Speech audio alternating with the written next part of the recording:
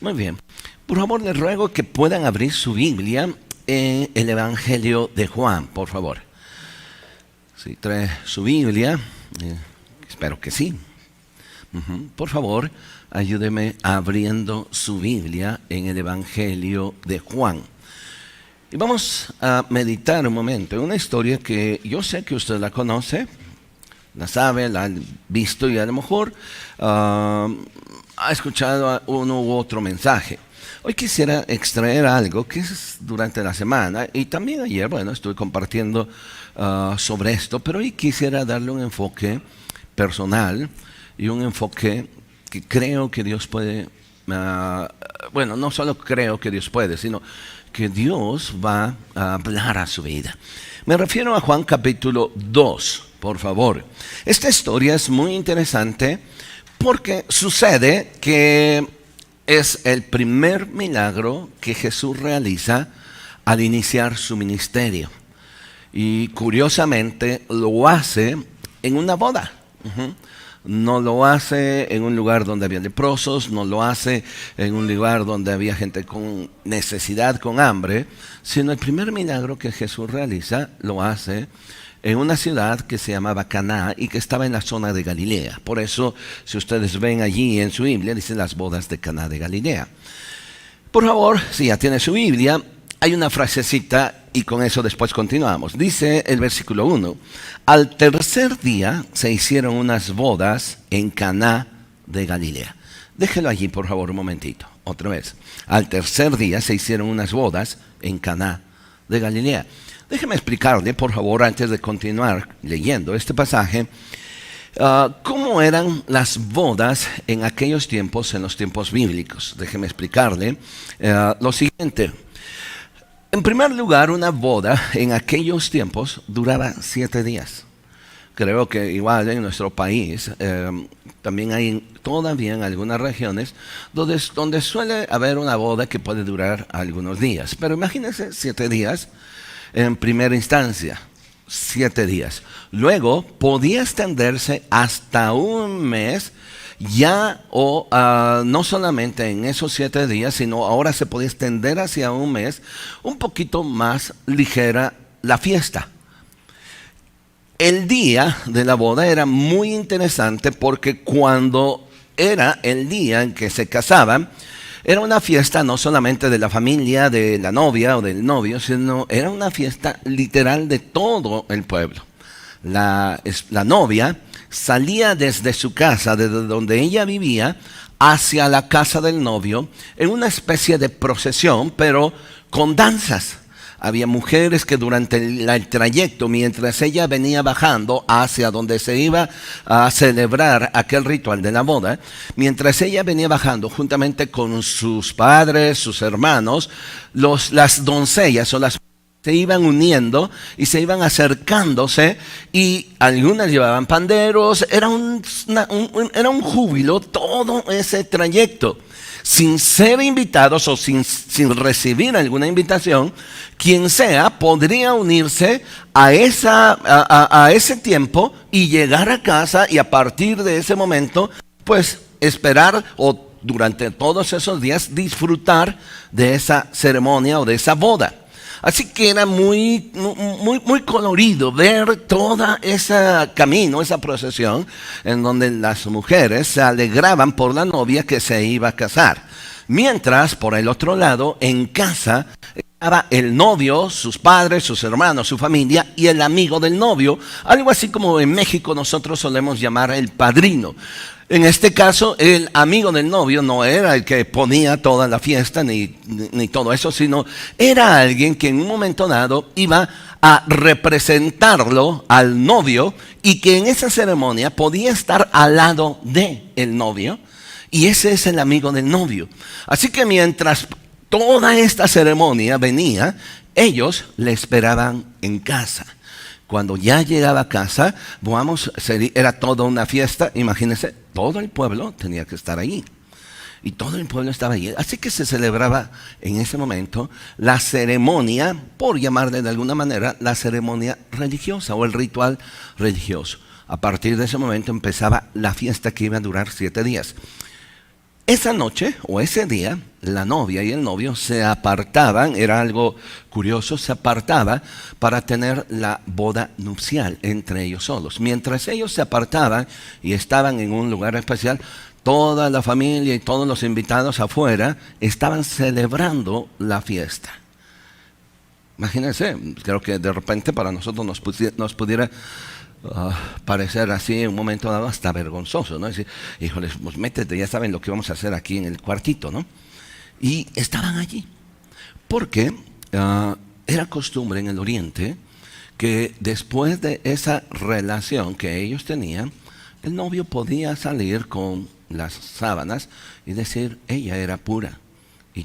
Y entonces los padres de la novia se sentían bendecidos por esa expresión y bendecidos por eso, porque sabían que su hija se había guardado durante todo ese tiempo para el novio. Y la fiesta continuaba durante 7 días. Vuelvo a repetir, una vez terminada, podría continuar en algunos casos hasta un mes.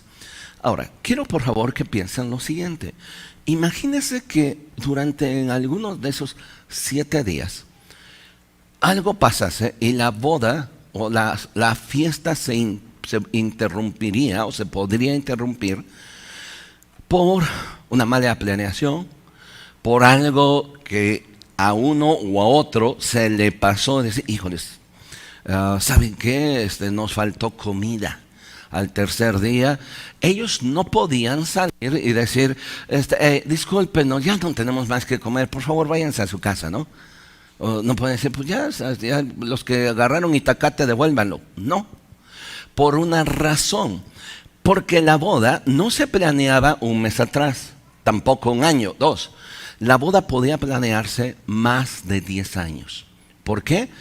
Porque el compromiso de matrimonio lo hacían los papás cuando él y ella eran niños. Así que podían ser unos bebés o chiquitines, y en ese momento los padres hacían un compromiso de decir, quiero que mi hijo se case con tu hija. Eso choca con nuestra mentalidad, la mentalidad que nosotros tenemos, ¿no? Pero así era en el Oriente. Así que a partir de ese tiempo, la familia tenía la responsabilidad de empezar a planear la boda, la ceremonia, que iba a durar 7 años. Por eso, a los 2 días, no podían salir con su batea de decir, híjoles, ustedes disculpen, ¿saben qué? Nos faltó comida, los chivos no encontramos. No. Porque era realmente demostrar un fracaso. No solamente decir, nos fallaron los cálculos. Era interrumpir una boda así, a la mitad de la semana. Era no solo lo que decimos nosotros en México, ¿no? No solo es celoso. No solo es decir, ve y diles, pues yo me da pena y todo eso, pues que se vayan. Lo van a entender. No se podía entender. Porque por 10 años mínimo se había planeado eso. Por 10 años habría la oportunidad de crecer los borregos, los chivos, las reses para específicamente esa fiesta. Por 10 años o más tenían la responsabilidad de ir ahorrando para que cuando llegara la fiesta, también otra cosa que era importante en ese tiempo era el vino. Y cuando durante esos días, mañana, tarde y noche, se daba vino a todos los comensales. Así que tenían que ahorrar una gran cantidad de dinero. Y eso no tenía que ser bromoso para ni uno ni para otro. Por eso les vuelvo a repetir. A la mitad de la fiesta no podían decir, sorry, váyanse a su casa. Tienen hambre, váyanse y regresen. No, era más que una vergüenza. Era más que demostrar un fracaso. Podía llegar el punto en el que de repente aún el padre de la novia podía decir, me llevo a mi hija. Si tú no tienes para poder dar de comer durante 7 días, menos vas a poder sostener a mi hija el resto de tu vida. ¿Me explico? Entonces, era algo riesgoso no terminar la fiesta por lo menos durante 7 días. Ahora, regrese otra vez a Juan, por favor. Al tercer día se hicieron unas bodas en Caná de Galilea. ¿Ya?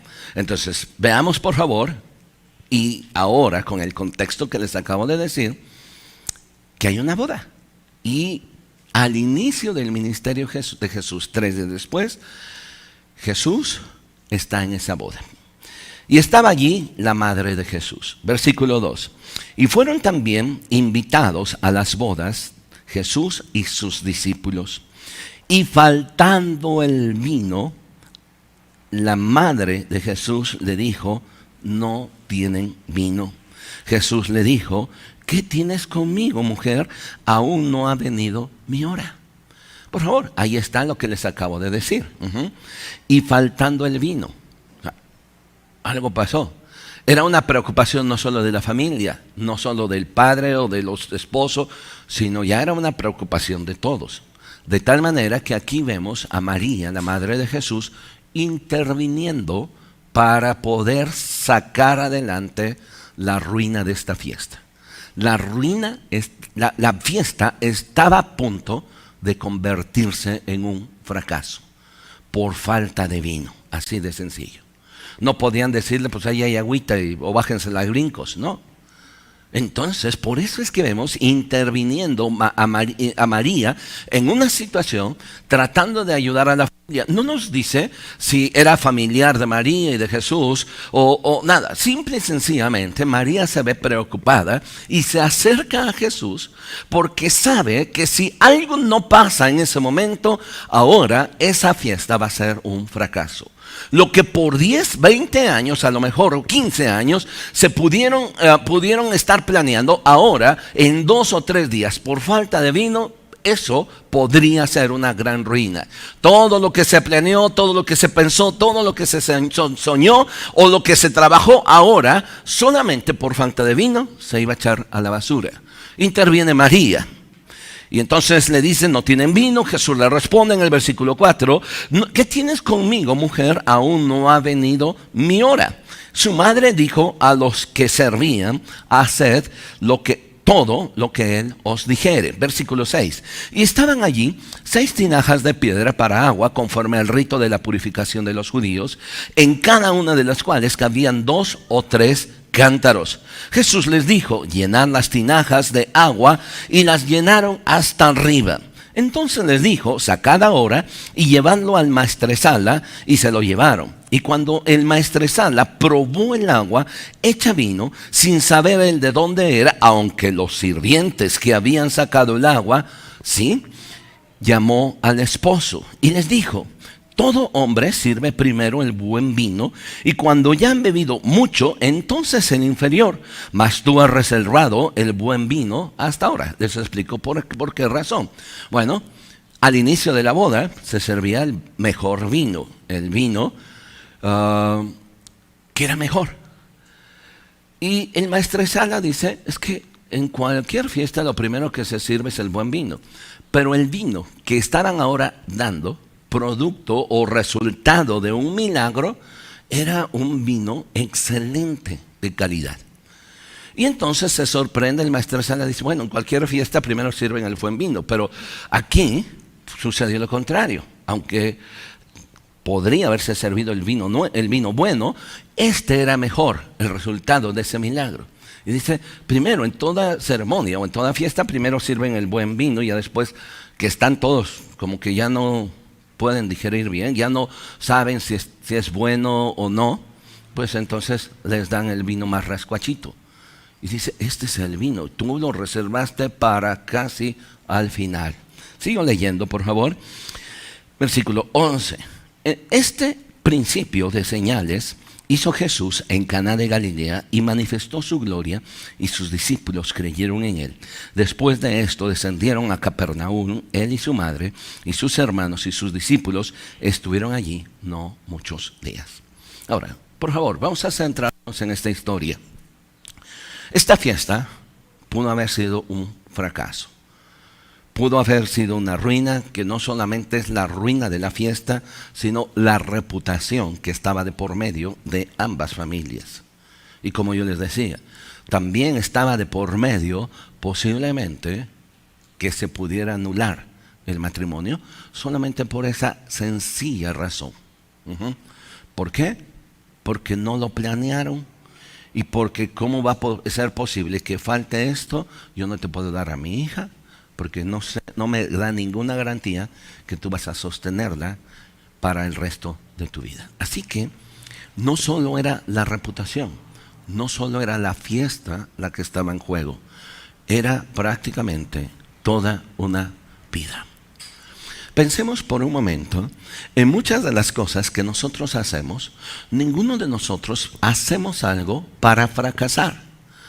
Independientemente de nuestras limitaciones que podríamos tener, cuando usted emprende algo o usted hace algo, primero usted se sienta, planea, lo piensa, pide consejo y llama a algunas personas, va a emprender un negocio, lo que sea. Estoy explicando. Y con todo eso, usted dice, bueno, sí, va, me aviento y lo hace. Pero de repente las cosas no funcionan. Porque algo imprevisto pasó. Aquí no dice cuál fue qué es lo que pasó. ¿Por qué faltó vino? ¿Faltó dinero? ¿Fueron más personas de la cuenta? No lo dice, solamente que faltó vino. Piense por favor en lo que de repente a lo mejor usted está haciendo o ha hecho y con todos sus planes, bien minucioso que ustedes, voy a hacer esto, paso 1, paso 2, paso 3, lo empieza a hacer, pero de repente algo se le sale de las manos, algo que no está a su alcance, pone en peligro sus planes, pone en peligro su proyecto, pone en peligro lo que usted está haciendo. ¿Qué hacer? Y es cuando empezamos a tronarnos los dedos. Y es cuando nosotros empezamos a buscar ayuda, a tocar, a hacer esto. Y de repente decimos, me voy a la ruina. ¿Por qué? Porque hice este proyecto y a la mitad. No solo no voy a continuar, sino todo lo que he invertido, mi tiempo, mi dinero, mi esfuerzo, todo se me va a ir a la basura por esto que no estaba en mis manos, que no estaba planeado. Yo pude planear, ver todos los detalles, pero esto se me escapó. Y entonces, pues está en peligro su proyecto. ¿Me estoy explicando? ¿Qué hacer en una situación así? ¿Qué es lo que salvó de la ruina esta fiesta? ¿Qué es lo que salvó de la ruina a estas familias? ¿Qué es lo que salvó o sacó a estas familias y que pudo continuar y terminar hasta el final? Acabamos de leer esta historia y es muy interesante. La primera cosa que yo quiero que podamos nosotros poner en principio en todo proyecto que nosotros hagamos, o que en un momento dado, si lo estamos haciendo y se nos pasó por alto hacer el primer paso, aún todavía podemos hacerlo. Versículo 2. Y fueron también invitados a las bodas Jesús y sus discípulos. Mire, este versículo es interesante por dos cosas. La primera es que todo el mundo hubiera esperado, o igual, a lo mejor nosotros, pudiéramos haber pensado que la entrada de Jesús en su ministerio lo hubiera hecho en un lugar donde hubiera una gran multitud de ciegos, cojos, enfermos, paralíticos, y entonces los discípulos hubieran preparado toda una campaña para reunir a toda esa gente y entonces decir, ahora sí, Jesús, ¿qué te parece? Vamos a hacer esta entrada apoteótica, así que entra y empieza a sanar a toda esa gente. Podría ser eso.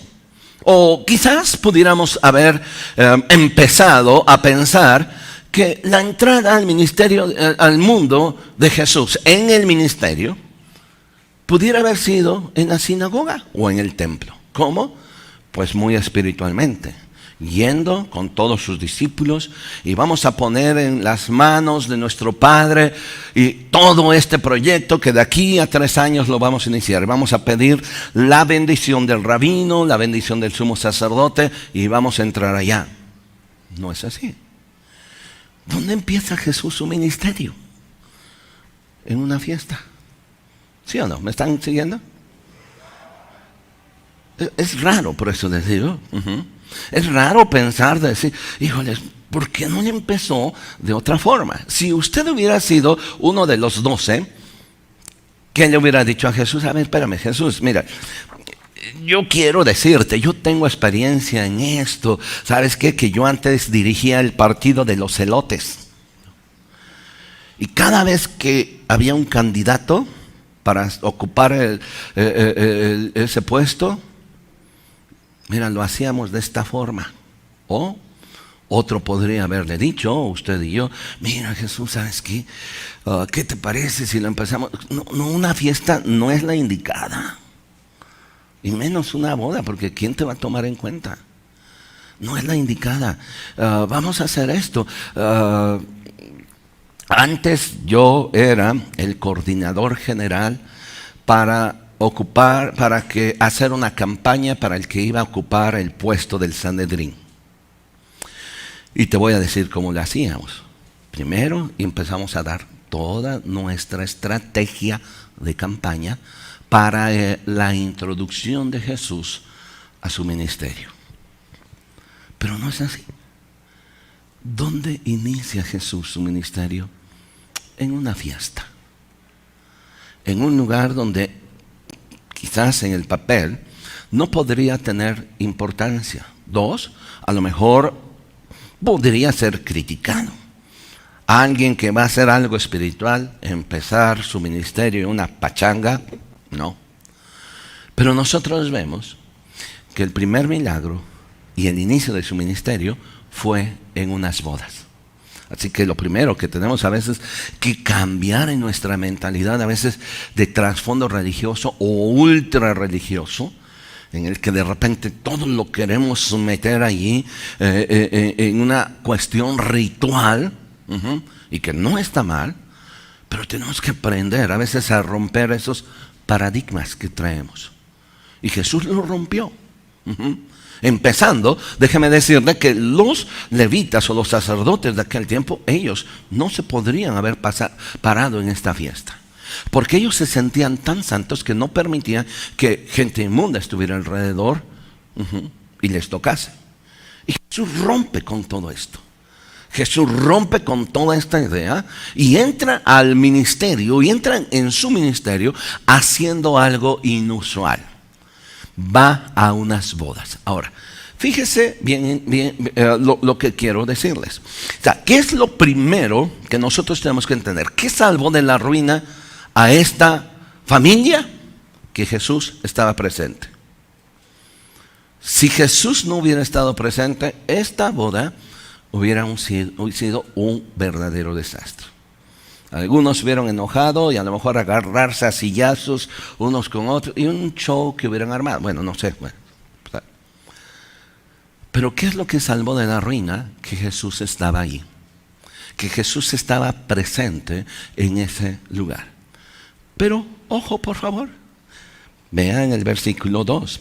Y también fueron, y hay aquí una palabrita muy interesante. ¿Y también fueron qué? ¿Qué dice su Biblia? Versículo 2. Y fueron también ¿qué? Invitados. Es interesante. Jesús no va a donde no se le invita. Dios no está en donde no le hemos invitado. Y escúcheme bien esto. Muchos de nosotros de repente caemos o hemos caído en que de repente creemos que todo es en automático, porque nada más por el hecho de que nos denominamos cristianos, por el hecho de que somos un poquito religiosos, creemos que Dios tiene que actuar a nuestro favor porque es su obligación hacerlo. No. Él no va a hacer nada si usted y yo no le invitamos. Jesús no hubiera estado en esta fiesta si no hubiera sido invitado. Y Él, por supuesto, como vemos en el siguiente pasaje, versículo, es que Él aceptó ir. Aceptó la invitación. Por favor, piense lo que usted y yo tenemos que hacer en principio de los planes, de los proyectos, de todo, aún en su familia, lo que usted quiera hacer. Si usted no le invita, Él no va a entrar. Él no está solamente esperando rescatarnos nada más, ¿sí? Porque muchos de nosotros actuamos o le pedimos a Dios ayuda cuando nos está llegando al cuello el agua. Y entonces usamos a Dios como el genio de la lámpara de Aladín. Tengo un problema y aparécete Jesús, aparécete Dios. Y entonces empezamos a pedirle que Él haga nuestro favor porque tenemos un problema. Jesús estaba ahí en la fiesta. No llegó en el momento en que dice, híjoles, ya no hay vino. Híjole, córrele, busca a ver dónde encuentras a Jesús y que Él venga a hacer un milagro, que venga a nuestro rescate. Por favor, que se nos saque de la mente a esa mentalidad que tenemos en donde queremos darle órdenes a Dios, que Él nos ayude cuando solamente tenemos necesidad. Que Él venga a nuestro rescate cuando nosotros solamente ya nos está llegando el agua. Pero mientras no, Él sigue en su lugar y yo en mi lugar, haciendo mis planes, mi proyecto, haciendo lo que yo quiero.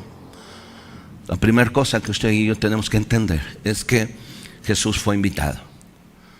Si usted no ha invitado a Jesús, primero, a su vida, no va a pasar nada.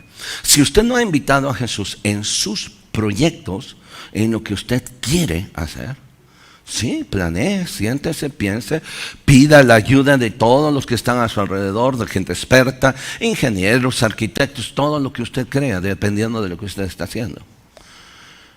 Pero finalmente, cuando tenga todo, siéntese y dígale, Señor, quiero que tú ahora me des tu consejo. Ya tengo todo esto planeado, pero ahora quiero invitarte a que tú me des el visto bueno. Y si hay algo que tengas que corregir, corrígelo. Porque yo quiero que tú estés ahí. Que tú seas el centro de mi negocio. Que tú seas el centro de mi familia. Que tú seas el centro de donde yo me estoy moviendo. Quiero invitarte a que tú lo hagas. Jesús hizo este milagro y salvó de la ruina porque Él estaba ahí. Pero previamente le habían invitado. Tal vez usted en alguna ocasión haya visto un letrero en alguna casa que parece medio interesante. Donde dice Dios ser supremo del universo, algo así. Y luego en la parte de abajo dice Jesús, el que escucha silenciosamente nuestras oraciones y nuestras conversaciones. Oh, se oye bonito. ¿Sabe qué? Mientras Jesús siga siendo el huésped silencioso, su familia seguirá así como está. Porque nada más es huésped. Si usted me invita a su casa a comer, así como yo entré, voy a salir. Porque voy a ser huésped por un momento. No puedo entrar y no puedo decirle quite este cuadro, no le queda. No puedo hacer ninguna modificación porque soy huésped. Pero si usted invitara a alguien y pasara de huésped a decir, a ver, entra, ¿qué puedes hacer de esto? La cosa cambia. Dios no quiere ser el huésped silencioso de nuestro hogar, el que escucha nuestras conversaciones silenciosamente.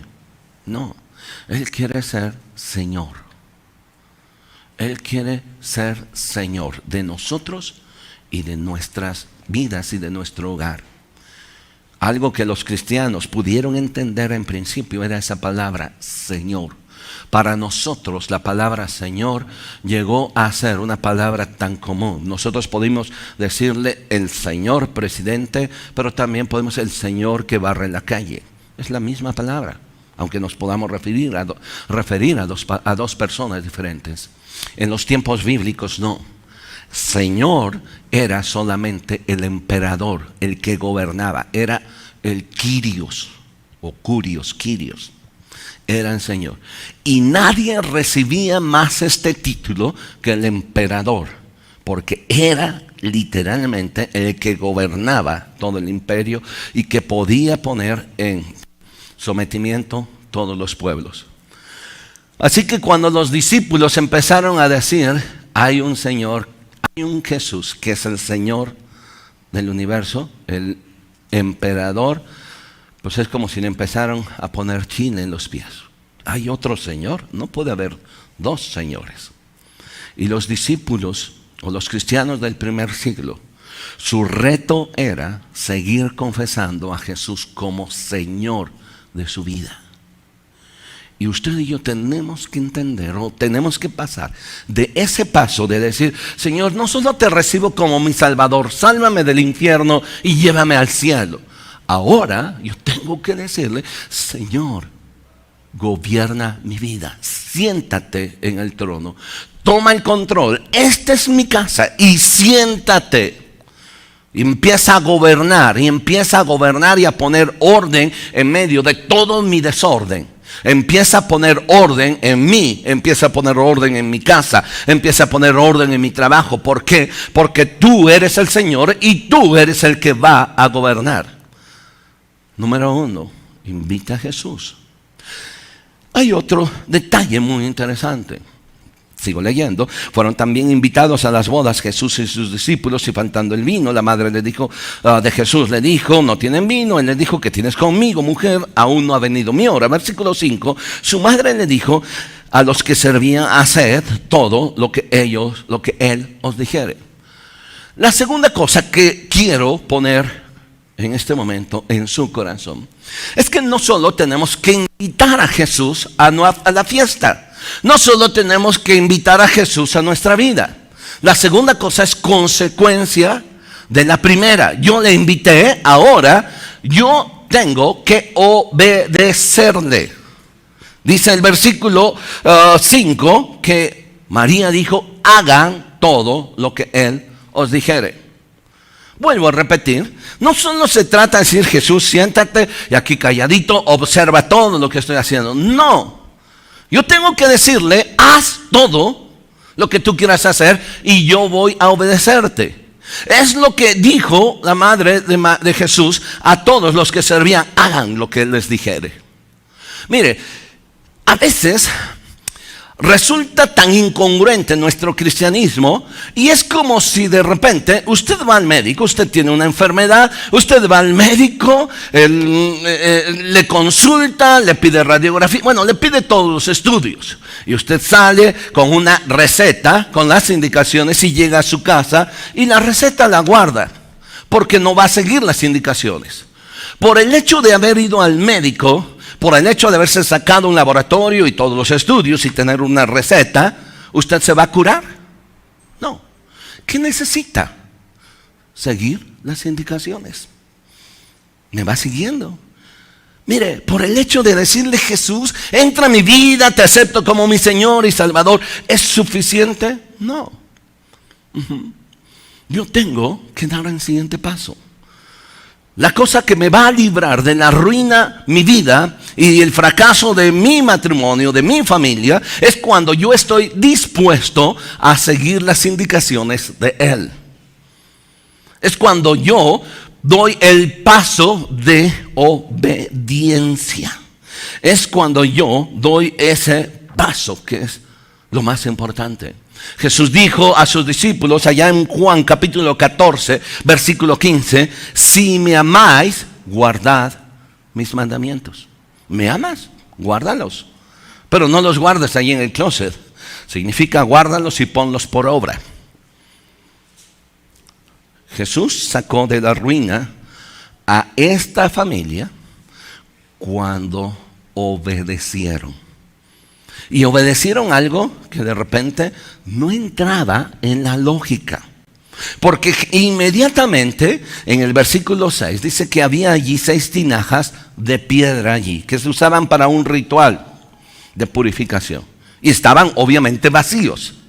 Y lo que Jesús les dice a los que estaban sirviendo: tomen agua y llenen esas tinajas de piedra, 6. ¿Era lógico? Falta vino y yo voy a llenar de agua. No, lo lógico es que, pues, ¿qué te parece si nos ponemos a orar? ¿Qué te parece si hacemos una cadena de oración, no?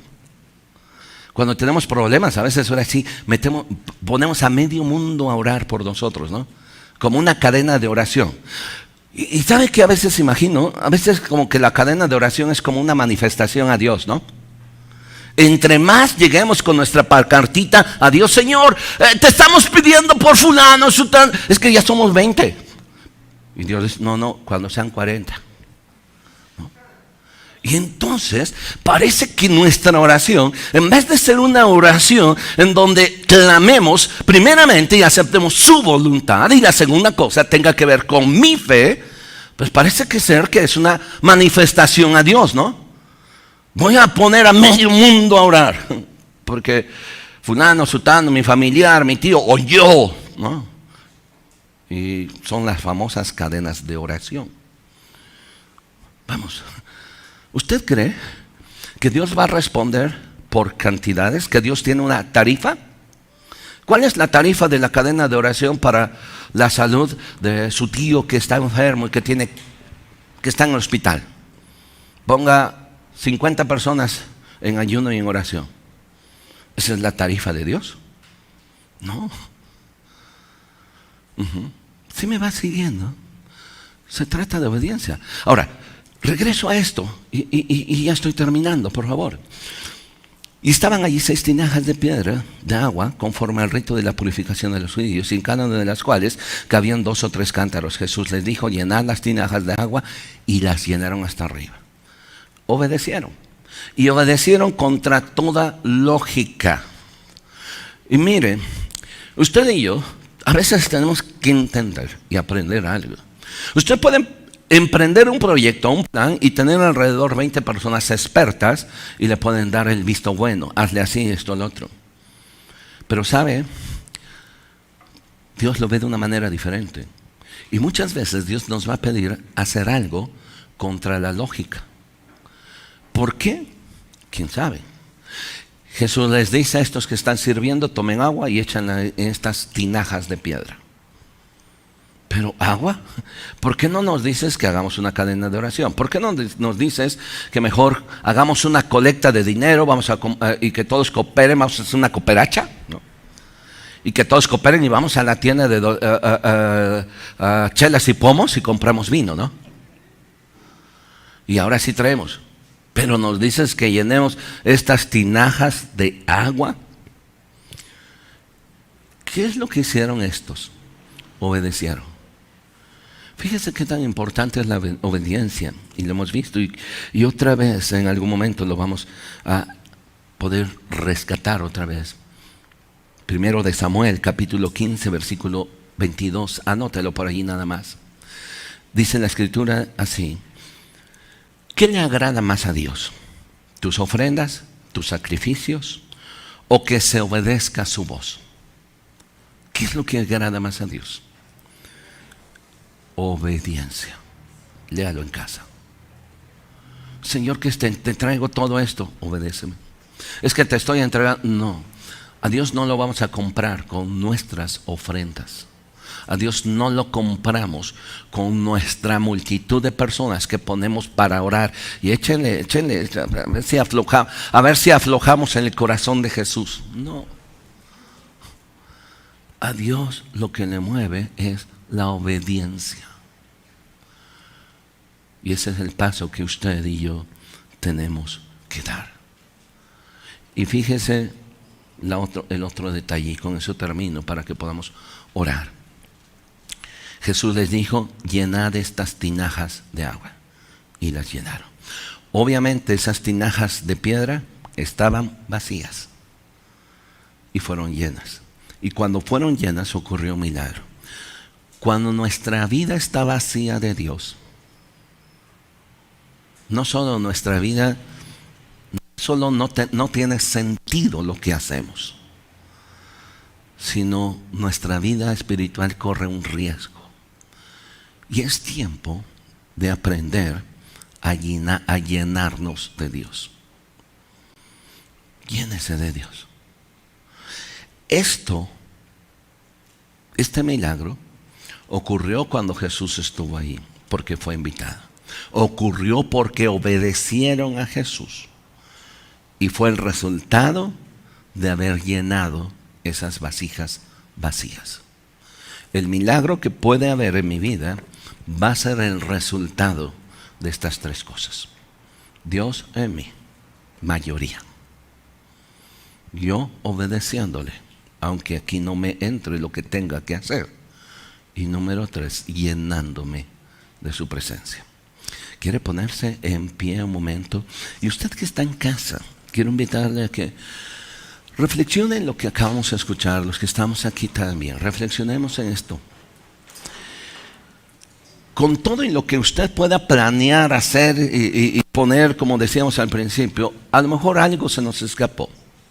Y a la mitad de lo que emprendimos, ¡pum!, se nos empieza a caer. Hoy podemos nosotros enderezar el barco. Hoy podemos salir o evitar la ruina de nuestro fracaso personal, familiar, o aún de lo que ustedes están emprendiendo o que tiene aquí en mente. Quiero que hoy usted, así de la manera más sencilla, invitarle a decirle: Señor, ven, te invito.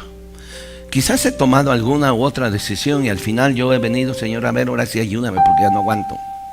¿Por qué no le dice: Señor, quiero rectificar esa forma de hacer las cosas?